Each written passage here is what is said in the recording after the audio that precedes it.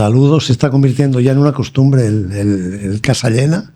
Ojalá y dure, ¿eh? Bueno, sí, esperemos que sea así. Hola Ramón, Santiago. Saludos a todos, innombrables de la cantidad que vemos que sois, pero queridos. Ramón. Hoy tenemos un tema muy importante y además muy debatido, que hemos titulado de una manera La pobreza de Dios. Dios es pobre. Dios es pobre. Yo creo que poco debatido, o sea que será... Bueno, eso tiene que ver un poco con las preguntas que tantas veces nos hemos hecho de que cómo compaginar la bondad de Dios con la existencia del mal, ¿no? Porque si Dios todo lo que ha hecho lo ha creado bueno, entonces ¿por qué existe el mal? De hecho, yo le voy a hacer una pregunta, ¿verdad? Si Dios, como dice, lo llena todo, bueno, eso mismo, lo llena todo, es absoluto. ¿Cómo es posible que exista otra cosa entonces? Es un poco la reflexión que se hacían algunos rabinos judíos tras la experiencia de la Shoah, del Holocausto. Se preguntan, se hacen esta pregunta, ¿qué es lo que pasa aquí? Y se hacen esta cuestión. Si Dios lo ocupa todo, cuando creó el mundo, ¿dónde puso el mundo? Porque Dios lo ocupa todo. Entonces dicen que Dios tuvo que apretarse un poco para que el mundo pudiera caber. Es algo similar que ocurre cuando estamos en un recinto estrecho, por ejemplo, en un ascensor, y entra una nueva persona. ¿Qué es lo que hacemos todos? Nos apretamos un poco para que pueda caber en la nueva persona que entra. Pues algo semejante es lo que hace Dios. Es decir, Dios al crear el mundo ha tenido que hacerse a un lado, apartarse un poco para dejar espacio a su creación. Es decir, que Dios renuncia un tanto a su poder omnipotente para que su criatura disponga de un ámbito de libertad. ¿Cuál fue lo que tú dijiste ahorita, Jordi? Que Dios se contrae, ¿no? Parece como que se tiene que contraerse, quitar, sí. dar de sumirse. Sí, es lo que hace mucha gente que tiene barriga, que se sume. No es el caso, sobre todo en las fotografías. No es el caso, pero bueno. Bueno, podríamos compararlo. Para que entendamos. Podríamos compararlo. Esa acción de Dios no es una acción forzada por las circunstancias, sino que es un acto libre de su voluntad. Sería algo similar, por ejemplo, lo que hacen unos padres, un padre o una madre, con sus hijos pequeños. Mientras sus hijos son pequeños, ellos son los que deciden por sus hijos. Pero a medida que van creciendo, se encuentran con unas voluntades y unas libertades distintas de las de ellos mismos. Entonces, la tentación que les amenaza es la de coartar esas libertades imponiendo sus propios criterios. En el fondo, para evitarse el sufrimiento que pueda suponer es el que sus hijos tomen decisiones equivocadas o contrarias a sus expectativas. El que ha pasado por el día adolescente sabe lo que es. Sí, yo en eso tengo una experiencia muy interesante con algunos de mis hijos, y es que cuando pasan del pedir permiso y tú dices sí o no, a cuando... A informar. A cuando... Sí, quieren informar, pero esperan de ti la aprobación. Y tú le dices, yo no lo veo, pero lo que tú decidas, resulta que no lo soportan. Porque entienden el yo no lo veo, sí, o sea, ellos decidir, incluso en contra de tu opinión, les cuesta muchísimo. Okay. No, pero tú dime, no, lo que tú veas, pero yo no lo veo así. Quieren que tú lo veas. Sí, la tentación es esta, ¿no? Ahora, oponerse a darles libertad coarta a los hijos y les impide crecer como personas. Es necesario darles espacio para que puedan crecer como personas. Es lo que hace Dios. Como el Padre misericordioso de la parábola evangélica del hijo pródigo, permite que su hijo se equivoque, que se marche de la casa paterna para malvivir la vida. Quizás no tenga mucho que ver con el tema, perdóname que lo interrumpa. Yo creo que es interesante lo que tú dices de los muchachos, sobre todo cuando están llegando a la adolescencia, eso, o sea, como un tema un poco paralelo a esto, pero Juan Pablo II dice que eso es necesario, que esta rebeldía, llegado a ese momento, es necesaria. Es formativa. Y sufre todo el mundo, sufre todo el mundo. Sí, sí. Que me imagino que es una situación... Ahí por ahí anda el sufrimiento de Dios, si pudiéramos decirle sufrimiento. No, hombre, es sufrimiento, es decir, lo que hace el padre de la parábola del hijo pródigo está sufriendo, pero respeta su libertad, aunque por ello su corazón quede destrozado. O sea, Dios puede, al conceder la libertad a sus hijos, sabe que se expone al mal uso que ellos pueden hacer. O sea, entonces podría haber creado Dios un mundo mejor en el que no hubiera posibilidad de mal. nos hemos hecho tantas veces esta pregunta, pero en ese caso sería un mundo de robots sometidos a su poder, entonces no habría libertad, no habría posibilidad de relación personal del hombre con su criatura. Por tanto, todos los ¿cómo se llama? Los tiranos quieren hacer eso, ¿verdad? Imponer su voluntad por encima de todo el mundo, y al final se ve un montón de una población que no es feliz con esa cuestión, Digo, un poco Dios no es ningún tirano, no es un tirano, sino un padre amoroso que deja a sus hijos en su libertad. Entonces, porque Dios, al crear, quiere entrar en comunión con su criatura creada libre. Cierto que la libertad puede derivar en el pecado y provocar el mal y el sufrimiento en el mundo.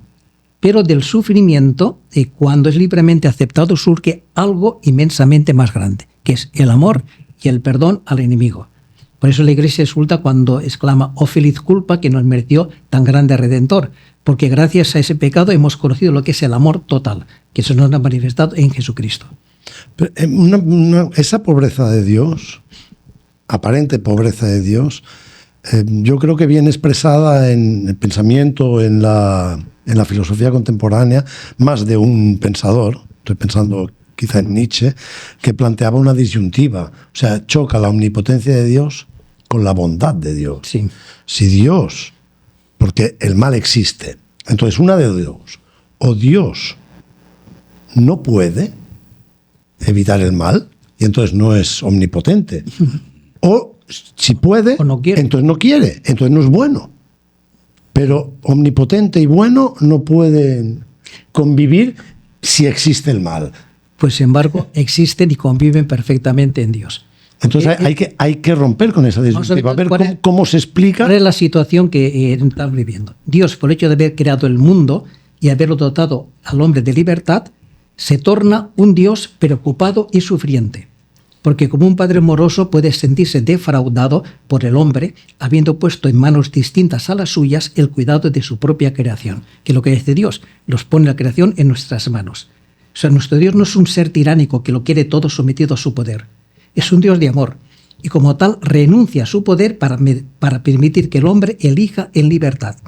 De modo semejante como un padre deja que su hijo siga su propio camino sin forzarlo ni condicionarlo. No sería un Dios sufriente si no fuera un Dios de amor. Porque el sufrimiento va unido al amor. Se muestra vulnerable con la vulnerabilidad del amor, porque se siente herido por el sufrimiento y por el descarrío de sus hijos. Por ello puede decir a través de sus profetas: «Siento compasión». O sea, no es que Dios haya dejado de ser todopoderoso, ni que renuncie a su poder, porque no puede renunciar a sí mismo, porque Dios no tiene poder, es poder. Pero su poder es el poder propio de la naturaleza de Dios, y Dios es amor. De este modo renuncia a usar su poder porque ama a su criatura. Tiene el poder, pero renuncia a usarlo. O sea, ¿por qué, si conoce los peligros de la libertad, deja Dios que el hombre se rija por su libre arbitrio? Porque Dios, hemos dicho antes, no quiere esclavos a sus servicios, sino hombres libres que puedan responder con amor al amor, tanto en la creación del universo como en la redención del desastre al que el mal empleo de la libertad humana los ha sometido al hombre y al hombre mismo. Y es precisamente en su misión redentora en donde contemplamos el misterio inmenso del despojamiento de Dios, que se ha sometido voluntariamente, privándose de sí mismo y abrazando la pobreza extrema, tal como lo describe el himno de la carta a los Filipenses. Dios siendo Dios, Cristo Jesús siendo Dios, se anonadó a sí mismo, no consideró ser tratado como tal, sino que se anonadó a sí mismo, se abajó, se despojó y se hizo obediente hasta la muerte y muerte de cruz.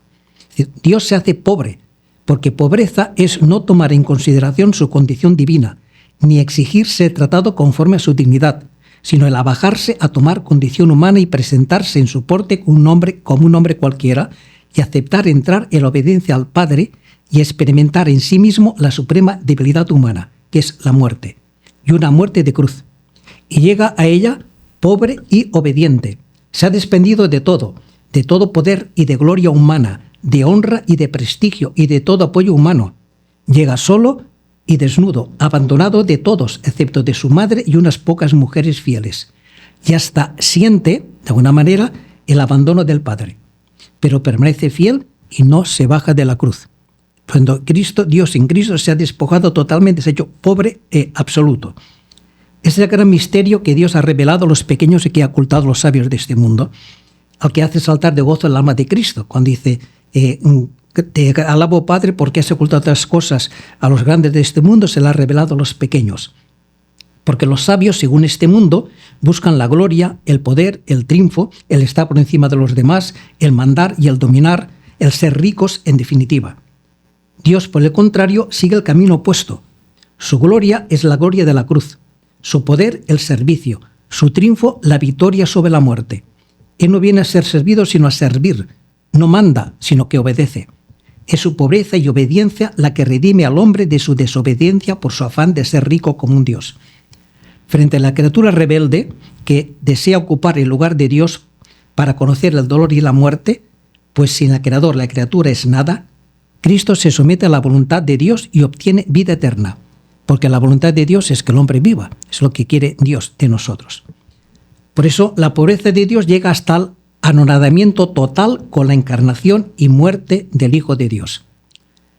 Pero este desprendimiento y esta pobreza que experimenta Cristo en cuanto hombre es la pobreza propia de la criatura, porque nosotros no tenemos nada que no hayamos recibido, lo que tenemos lo hemos recibido, nosotros no tenemos absolutamente nada de nuestra propia pobreza como criaturas.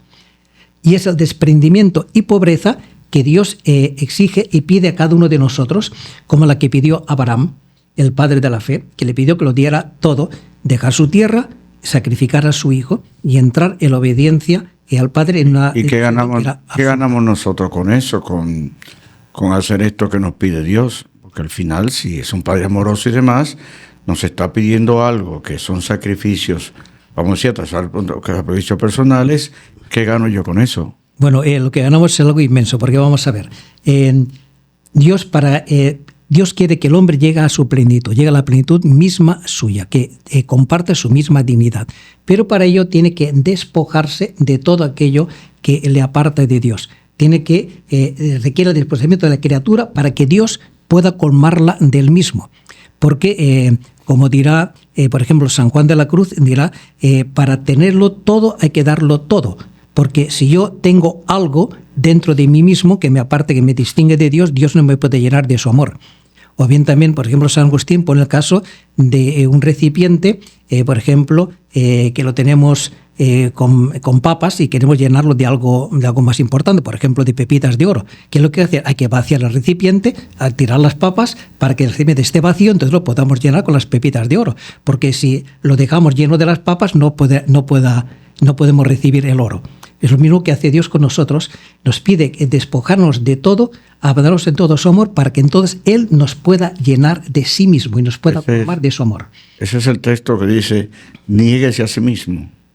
Dígase a sí mismo, tome su cruz y me siga, para que entonces pueda ser llenado de su amor.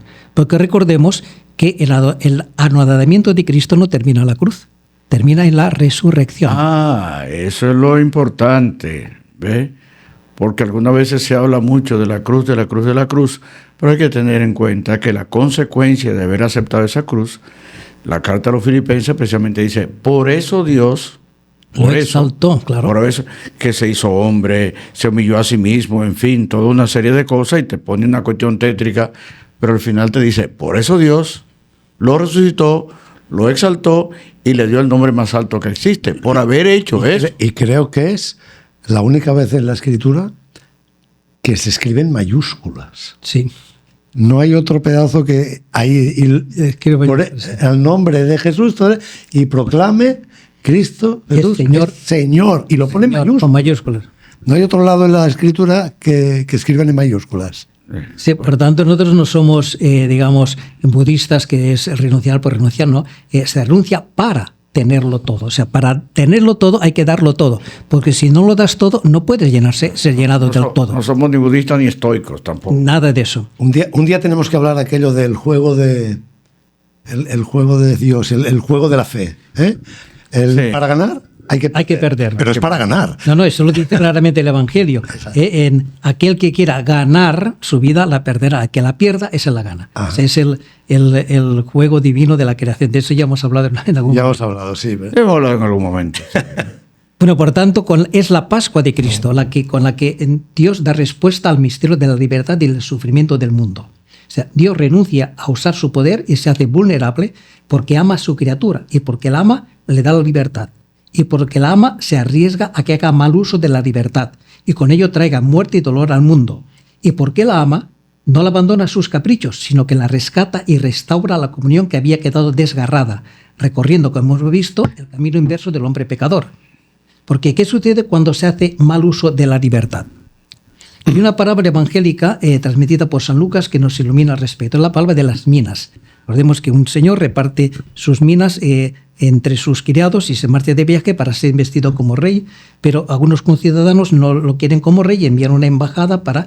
Y a la vuelta, cuando regresa convertido en rey, además de exigir lo que han hecho acabar con las minas... Lo chivatean. Entonces manda degollar a sus enemigos. Entonces ahí se cruzan dos enseñanzas. Una es el buen o mal uso de los súbditos, de los siervos que hacen de los bienes que le ha confiado su señor. Otra es la de los súbditos que no quieren que éste reine sobre ellos, a los que el Señor, una vez revestido de su dignidad real, manda degollar en su presencia.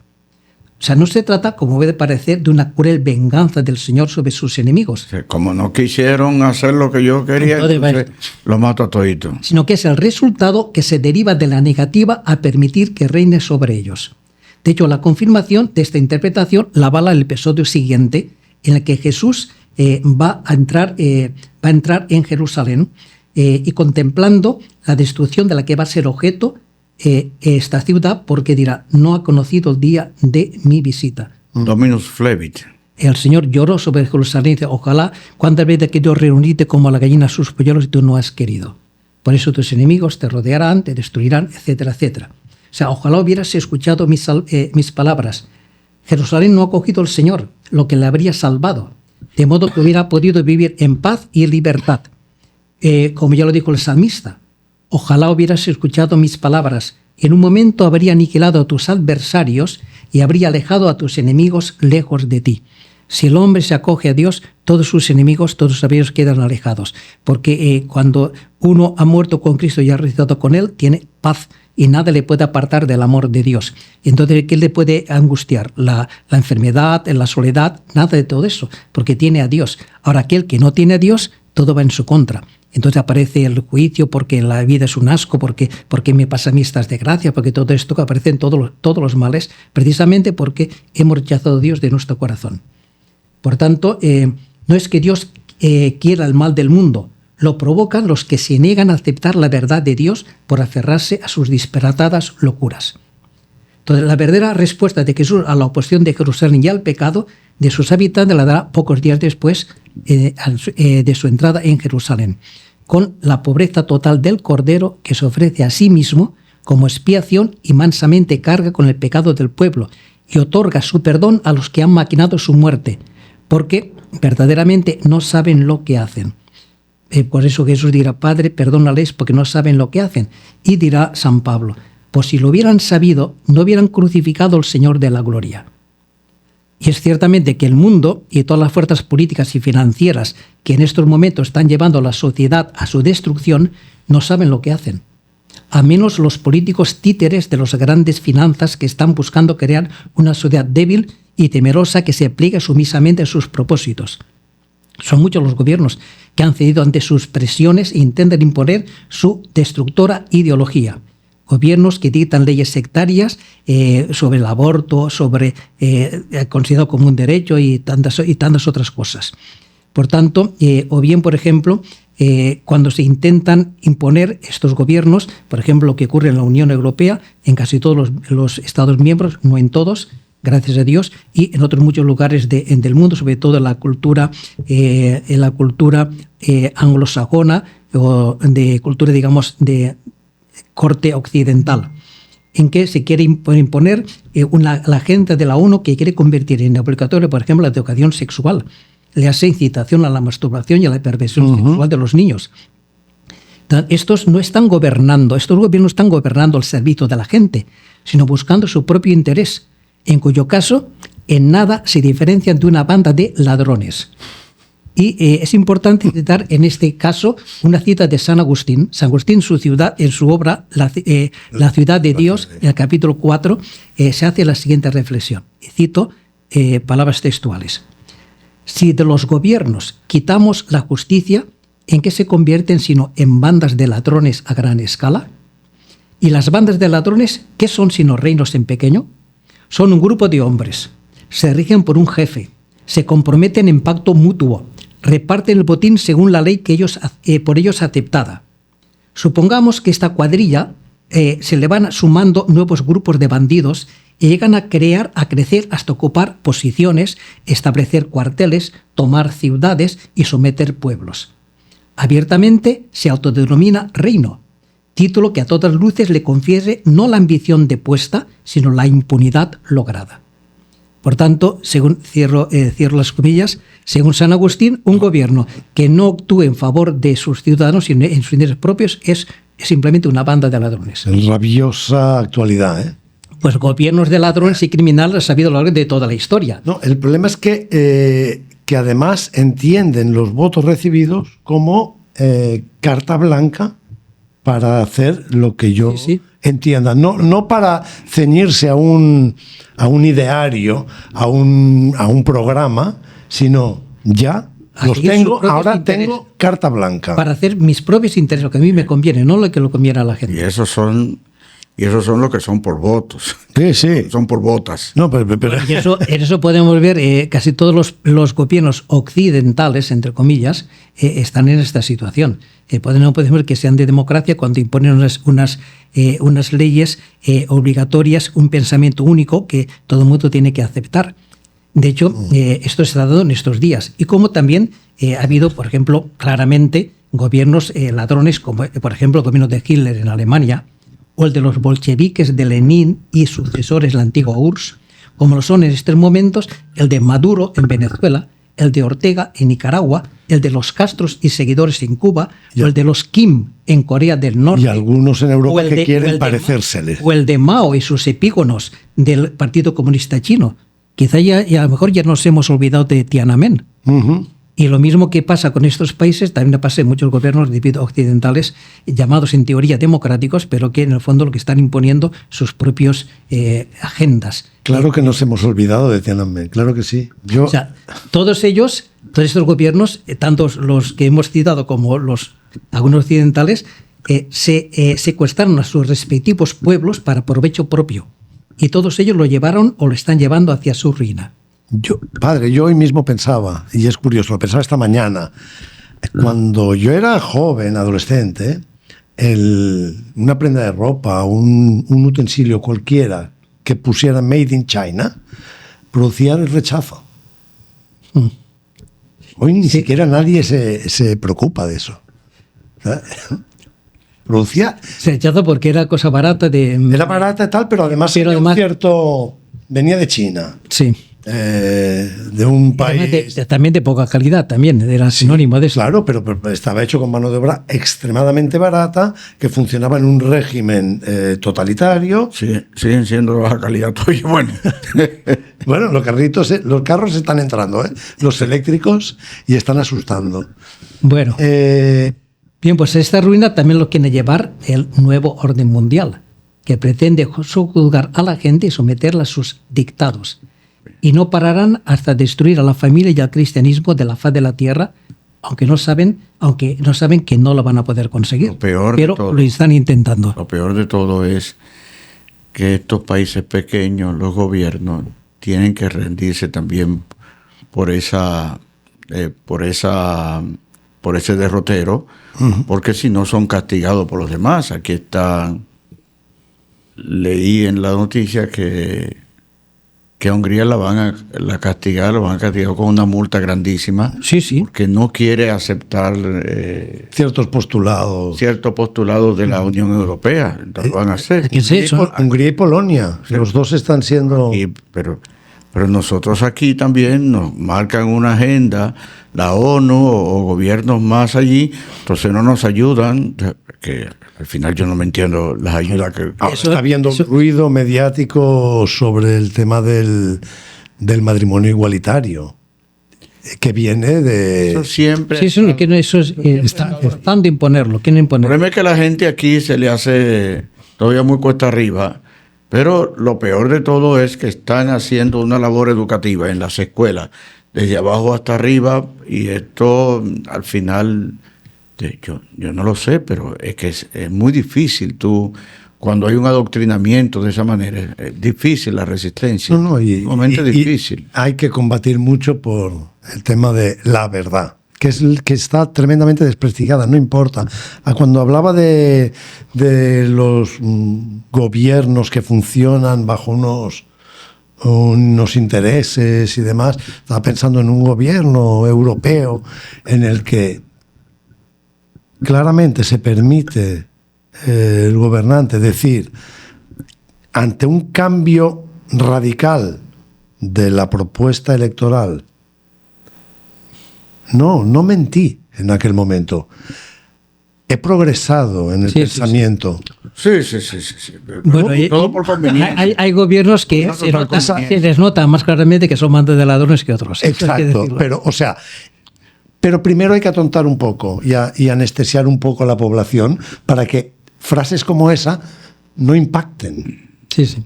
Y que digan, es verdad, hay una progresión de pensamiento. ¿Cómo así? Donde dije digo Diego, y no es que mintieran. No, es que he progresado. He progresado en mi pensamiento. Bueno, entonces, ¿cómo responder a todo eso? ¡Qué león! Conocemos cuál es la réplica de Dios en Cristo. O sea, no es la ira ni la aniquilación de sus enemigos, sino la paciencia que busca su conversión y puedan hallar la paz en sus corazones y el perdón para aquellos que desconocen el engaño al que están sujetos por el perdón enemigo de Dios y de los hombres, que es el demonio, porque es el que está detrás de todo esto. O sea, la respuesta de Dios al mal del mundo en Cristo es la misma que se nos pide a los cristianos. El cometido que hemos recibido del mismo Cristo es el de comer del pan y beber del vino, que son su cuerpo y su sangre, hasta que Él vuelva. De hecho, la Eucaristía es el centro de la vida cristiana, pues a través de ella nos hacemos partícipes del anonadamiento, la entrega, la pasión y la resurrección de nuestro Señor. Y en ella se manifiesta la verdadera naturaleza de hijos de Dios que recibimos en el bautismo, ya que estamos llamados a formar parte del cuerpo de Cristo y completamos en nuestra carne lo que le falta a su pasión. Es la entrega, muerte y resurrección que se ha realizado en la cabeza del cuerpo, se tiene que realizar también en todos y cada uno de sus miembros. Por ello es absolutamente imprescindible nuestra participación en la Eucaristía como sacramento de nuestra entrega sacerdotal a Dios por la redención del mundo. Entonces se entiende por qué los cristianos arriesgaban su vida por participar en la Eucaristía. Y entendemos por qué los católicos franceses se manifiesten públicamente contra la supresión injustificada de la misma durante la pandemia y lleguen a demandar, como lo ha hecho la Conferencia Episcopal Francesa, al mismo presidente de la República por la toma unilateral de esta medida. Porque es fundamental para los cristianos la participación de los sacramentos, sobre todo de la Eucaristía. Por tanto, desde la pobreza de Dios, también a los cristianos se nos pide vivir en la pobreza que surge del amor. Porque Dios ama al mundo, se abaja hasta su criatura. Porque el cristiano ama al mundo, se pone a su servicio. Y el servicio que presta es el de la verdad. Y la verdad se nos ha mostrado en Cristo. Él ha venido para ser testigo de Dios y proclamar el reino de Dios entre los hombres. Y cuando ha sido desoído y rechazado su mensaje y perseguida su persona, no ha contestado con la misma moneda, sino que se ha ofrecido en ofrenda de amor por la salvación de los mismos que lo estaban condenando. Del mismo modo, el cristiano está puesto en el mundo para ser testigo de la verdad en contradicción con los dictados del mundo, y por ello va a ser rechazado, calumniado, perseguido por todos los medios al alcance de sus enemigos, como acusaciones de discurso de odio, multas desorbitadas, cárceles, exclusión social y en algunos lugares campos de concentración y muerte. Pero la fuerza que cambia las cosas y redime el mundo es la constancia en medio de los padecimientos y el amor que todo lo hace nuevo. Por tanto, la Iglesia y sus hijos van a ser perseguidos cada vez con más encarnizamiento y con mayor impunidad. Pero el cristiano, como Dios, se hace pobre y vence con el amor, el poder que es más fuerte que la muerte. Y de alguna manera este es el significado de nuestro podcast, que así define como la verdad, y eso que intentamos defender desde estas conversaciones. Desde esta cabina. Muy bien. Bueno, se me habían quedado cositas sobre este tema y la omnipotencia de Dios, cómo queda, pero bueno, porque hay gente que siempre la omnipotencia de Dios y la imagen de Dios, de este Dios, que viene cuestionada por el sufrimiento. Sí. Si Dios es, que son las tentaciones que tiene también Jesús, si Dios es bueno, si eres hijo de Dios, Porque tienes que pasar hambre, porque tienes que... Y lo relacionamos un poco con la libertad del hombre de hacer o no hacer en la línea de Dios. Pero también hay toda una serie de eventos en los que la libertad del hombre no participa. Desastres naturales, ¿da? No estoy diciendo para hablar ahora, pero lo podemos dejar, porque también esos cuestionan a Dios. Como un tema pendiente. Muy bien, no queremos entrar ahí, lo dejamos pendiente como promesa.